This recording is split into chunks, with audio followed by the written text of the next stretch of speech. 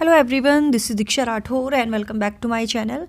सो friends, CDP के हम question इसमें डिस्कस करेंगे और अपना इवेल्यूएशन आपको खुद करना है। कितने क्वेश्चन आप सही करते हो, आउट ऑफ 30 कितने क्वेश्चन आपके राइट जाते हैं, वो आप कमेंट में ज़रूर बताइएगा। ओके, और वीडियो को लाइक एंड शेयर कर दीजिए, चैनल को सब्सक्राइब कर लीजिए। So now friends, let's start.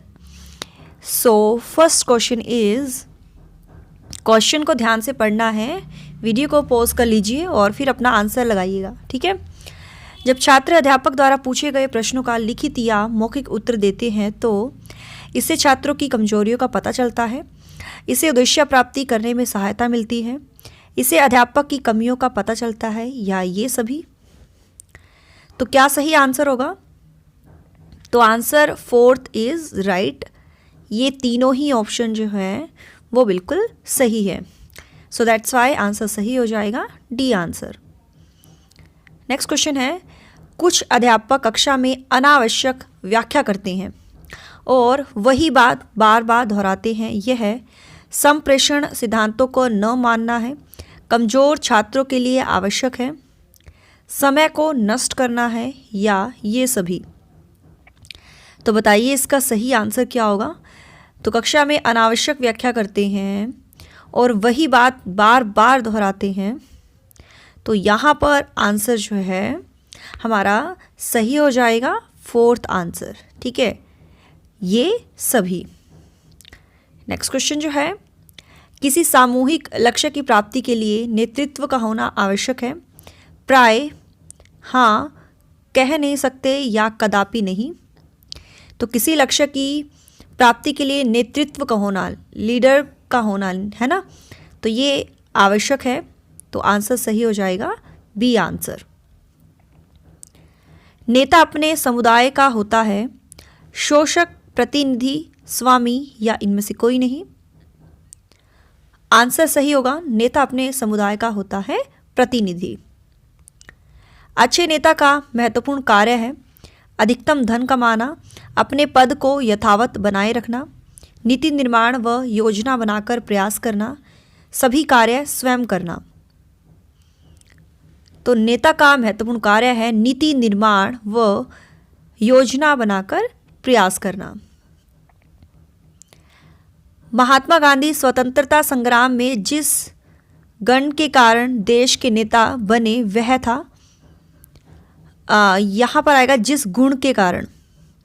अंग्रेजों की विरोधी भावना, सुंदर व्यक्तित्व, दृढ़ संकल्प शक्ति, या इनमें से कोई नहीं। सो राइट आंसर इज दृढ़ संकल्प शक्ति। विद्यार्थियों में नेतृत्व के गुणों का विकास इसलिए किया जाता है क्योंकि वे व्यक्तित्व का विकास कर सके, मित्रता की भावना बढ़ा सके, जनता को मूर्ख बना सके, या भविष्य में नेता बन सके। आंसर यहाँ पर सही हो जाएगा, व्यक्तित्व का विकास कर सके। नेक्स्ट इज, शिक्षकों द्वारा प्राइवेट ट्यूशन करने के संदर्भ में आपका विचार है कि इस पर कोई रोक नहीं होनी चाहिए, इसे कानून बनाकर दंडनीय कर देना चाहिए, प्राइवेट ट्यूशन पर रोक लगा देनी चाहिए, या प्राइवेट ट्यूशन केवल विशेष परिस्थिति में ही की जाए। तो देखिए, प्राइवेट ट्यूशन क्यों होती हैं? जब किसी को जो है स्कूल में पढ़ाया हुआ समझ में नहीं आता है और वो एक्स्ट्रा ट्यूशन में वो उसको समझ लेता है, क्योंकि 30 मिनट के होते हैं लेक्चर, है ना। और उसके अलावा कुछ बच्चे ऐसे होते हैं जो उस 30 मिनट में भी नहीं सीखते। सो दैट्स वाई उनको ज़रूरत होती है प्राइवेट ट्यूशन की, है ना।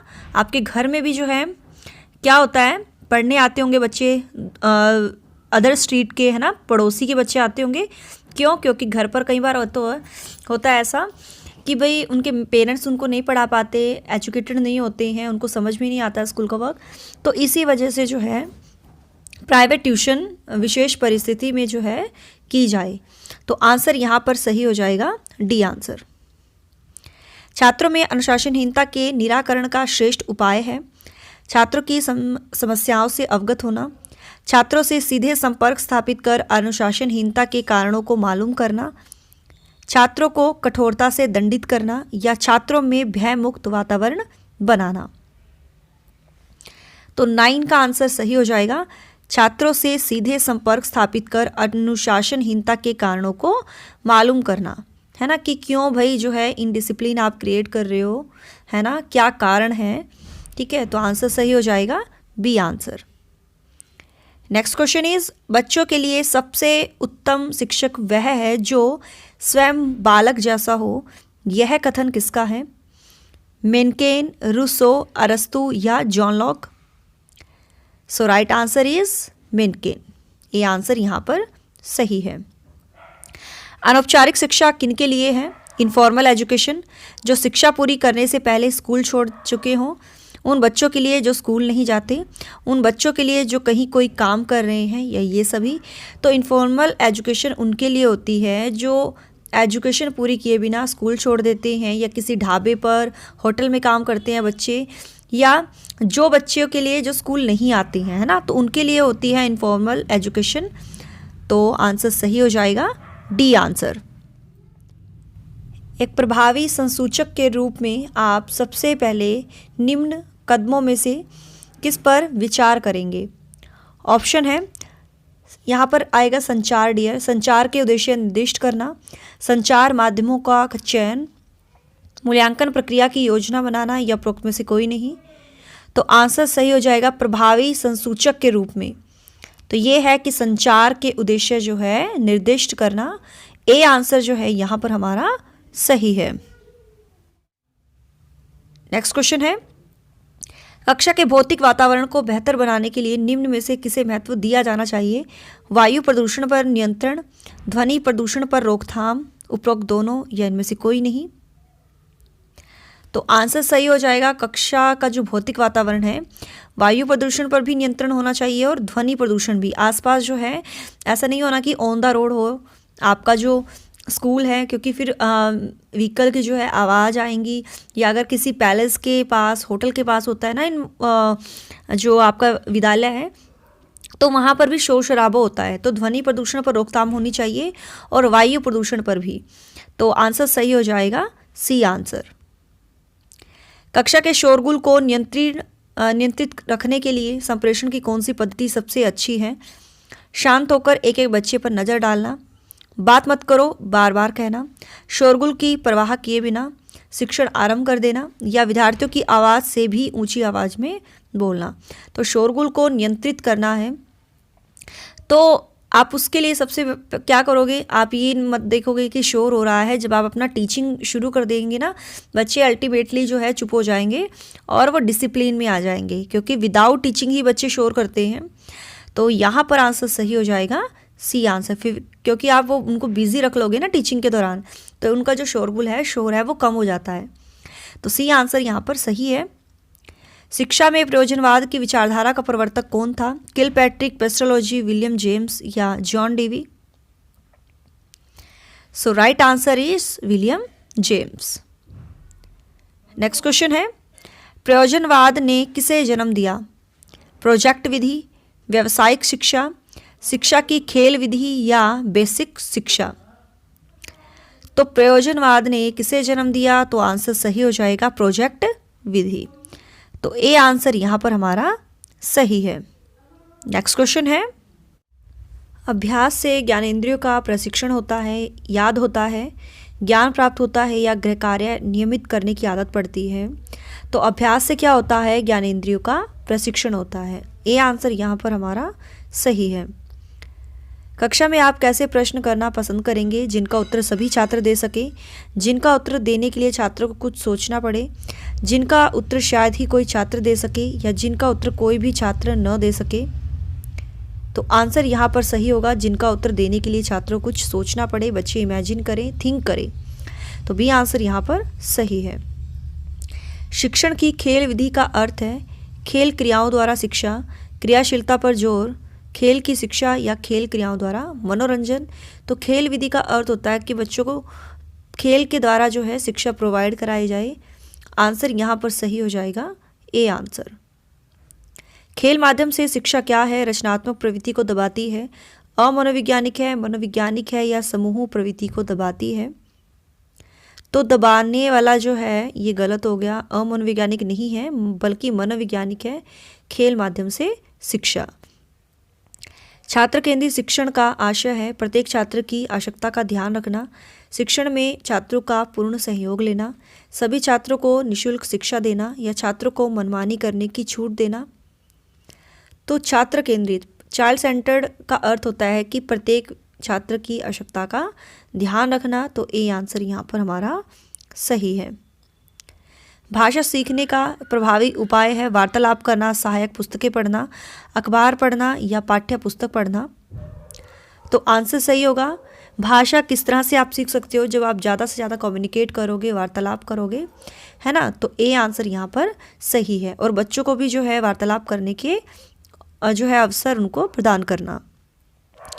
नेक्स्ट है निःशुल्क और अनिवार्य प्राइमरी शिक्षा लागू होने के फलस्वरूप बालकों में साक्षरता बढ़ी है, यानी लिटरेसी। ग्रामीण क्षेत्रों में साक्षरता बढ़ी है, देश में साक्षरता बढ़ी है, या ये सभी। तो अनिवार्य और जो निःशुल्क प्राइमरी शिक्षा है ये लागू होने के बाद बच्चों में भी, ग्रामीण क्षेत्रों में भी और देश में भी जो है लिटरेसी रेट बढ़ा है। आंसर सही हो जाएगा डी आंसर।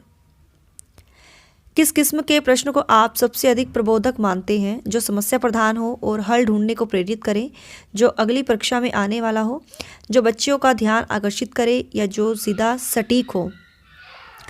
तो आंसर सही हो जाएगा। किस किस्म के प्रश्न को आप सबसे अधिक प्रबोधक मानते हैं? जो समस्या प्रधान हो और हल ढूंढने को प्रेरित करें। ए आंसर यहाँ पर सही है। पाठ्यचर्या के निर्माण में मुख्य रूप से किस बात का ध्यान रखा जाता है? छात्रों के परिवेश का, पाठ्य सामग्री का, शिक्षा के उद्देश्यों का, या शिक्षण विधियों का। तो आंसर सही होगा। जब भी हम करिकुलम क्रिएट करते हैं तो मेन उद्देश्य ये होता है कि शिक्षा के उद्देश्यों को पूरा किया जा रहा है या नहीं, और किस हद तक जो है पूरा किया जा रहा है। तो आंसर यहाँ पर सही होगा सी आंसर। ओके।